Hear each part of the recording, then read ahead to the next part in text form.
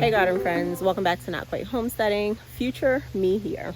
So the day I recorded this video, I did not record an introduction, but I wanted to go ahead and formally say hello and definitely welcome to all of our new friends and subscribers that have joined over the last few weeks. I so appreciate you guys for being here. Absolutely appreciate anyone that has been here since the beginning or for the long haul. But we are harvesting sweet potatoes in this video, and at the point that I'm recording the intro, we have actually completed the curing period. So I hope you guys enjoy being here for our first ever sweet potato harvest and seeing how we did growing sweet potatoes in our small space backyard garden. And I appreciate y'all for watching along. Let's go back in time. All right, y'all. So this is the sweet potato bed, and it is time to pull these sweet potatoes out. I don't know what we're gonna get, but I'm super excited. I definitely bought a reinforcement because y'all know I've been digging through this bed by myself. Maybe next year. I don't know. Wishful thinking. But it looks like some, and I don't know if this is just me or if it's because we've been impacted by tropical storm Ophelia, that it looks like the leaves have died back some. But with sweet potatoes, you know that's not a telltale sign of whether they're ready or not. But it's been about approximately 90 days. I planted Georgia Jet sweet potatoes, so their harvest window is about 90 days now. I feel like, if I'm being honest, we probably are a little past the point of harvest, and the only reason I feel that way is because of how hot it was throughout the summer, which obviously the hotter it is, I think the faster some of these things grow, and particularly the sweet potatoes that thrive off of heat, I feel like they probably grew a little bit quicker than they would have under normal temperatures. So I'm hoping that means that we didn't get too far past for some of them where they're no good, but we're gonna see what happens. We have still plenty of sweet potato flowers that are up and that are getting pollinated, so I expect some of them to be really small as well. But let's see what we did in a 4x4 bed for 2023 growing. Alright, so Aaron's gonna cut the leaves off for us. We actually went and got our garden, our lawn scissors for this, so I wasn't out here picking little leaves with shears, but yeah, that's it.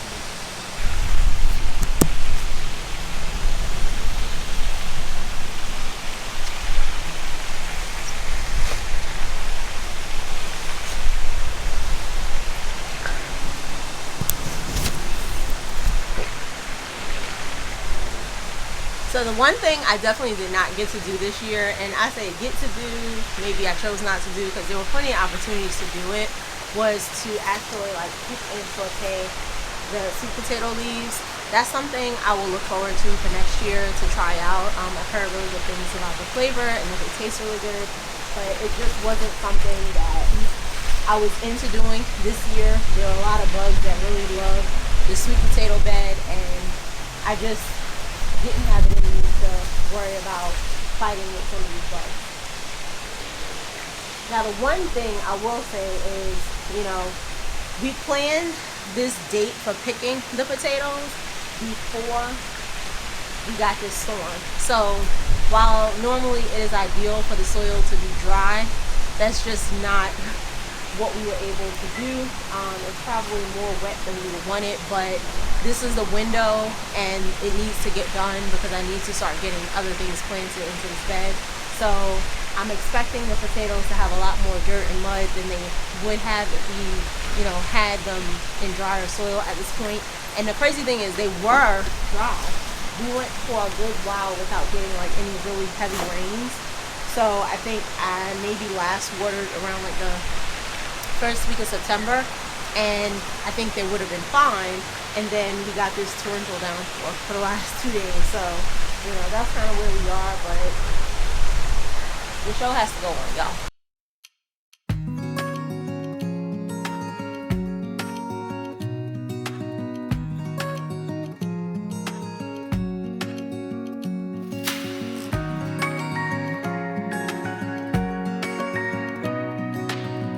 So these are the first two. I don't know if this is going to be a sign of maybe we should have left them longer, or if these were some of the ones that started developing like late in the season. So we'll see.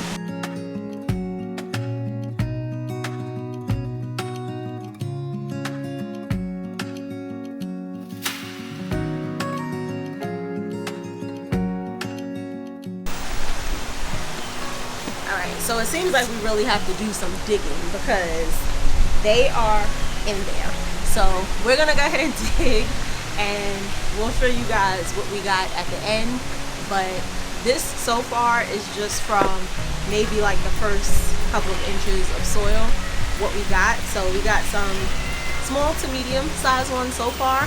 So let's see if any that are really underneath actually came out like the sweet potato size that we're really used to.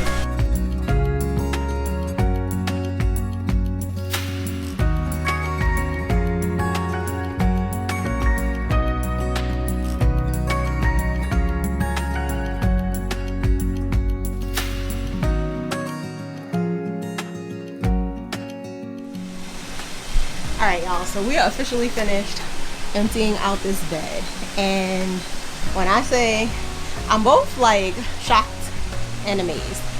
Shocked because there actually were way more potatoes in there than I thought they were going to be. Amazed by the sizing of some of them, but also we did get a lot of like smaller potatoes as well. And I do think that really just boils down to spacing and timing. So like I said, there were a lot of flowers and blooms in like the last, I would say, month. And naturally, like anything that started growing like the last month or so was not going to size up the way, you know, something that's been in the ground for almost 3 months would have. But we officially have back some real estate to be able to plant our fall garden, or start planting more of our fall garden. I will say I learned a few things about myself with this. Digging sweet potatoes. My back is not as good as it once was, that's for sure. So definitely did a lot of bending. I think it took us about a good 30 minutes to get all the potatoes out of there. And right now I just need to be in an upright position for at least a good hour. The second thing is you definitely want to plant less. And I say plant less, right? I had 10 sweet potato slips that I planted in this bed, and I think it yielded a pretty good amount. But I think going into next year, what I'm learning as with everything else, less sometimes really is more. So I think I wouldn't plant more than maybe 6 slips per 4x4 going forward. And if that means I just need to plant in more beds in order to get like the harvest that I want, or to be able to use up the slips, I will definitely do that. The third thing I learned is I am not as gentle as I like to think I am. So I definitely broke and scratched a lot of these sweet potatoes and pulling them out and digging through the bed. And where I thought I was being gentle, I guess I was not. Now I will say my nails, even though they are not very strong, they are razor thin. And when I say these things slice like a chef's knife, I think I'm responsible for a lot of scratches on the potatoes simply because my nails are just that sharp. So going into next year, maybe I will cut my nails prior to digging out any potatoes of any kind, because these little swords over here, they just don't know how to behave. So let's take a look at the actual harvest. And I am going to weigh these, but I'm going to leave y'all in suspense on the number of pounds of sweet potatoes that we grew. But I want you to guess down in the comments below. Let me know how many pounds you think we grew, and I will share what the actual number was in my next video. So this is the harvest. There are 3 baskets full, bowls full. And we did get some really nice ones. I want to say that this is probably the largest potato that we got, but you guys can see there is some splitting.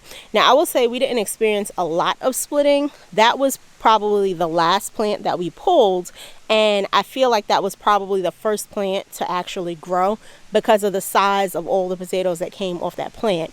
Now I think partially it had to do just with the amount of rain that we got in the last 2 days. I wouldn't be surprised if that was the reason. It could very well be just because, like I said, it seems like this may have been one of the first plants to start growing potatoes, and it's very possible that they needed to come out even though the rest of them weren't ready. We got a lot of potatoes like this, which is fine because these will be great for like little fingerling meals, fingerling size potato meals, and that's totally okay with me.